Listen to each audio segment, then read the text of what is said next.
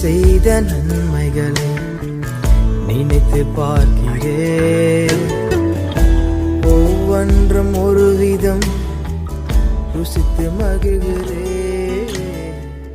இந்த ஏழை கூப்பிட்டான், கர்த்தர் கேட்டு அவனை அவன் இடுக்கண்களுக்கெல்லாம் நீங்களாக்கி ரட்சித்தார்.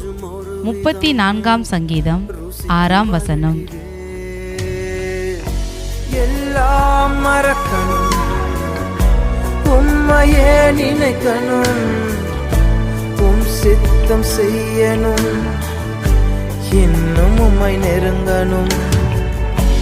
எல்லாம் மறக்கணும், உம்மையே நினைக்கணும், உம் சித்தம் செய்யணும், இன்னும் உம்மை நெருங்கணும்.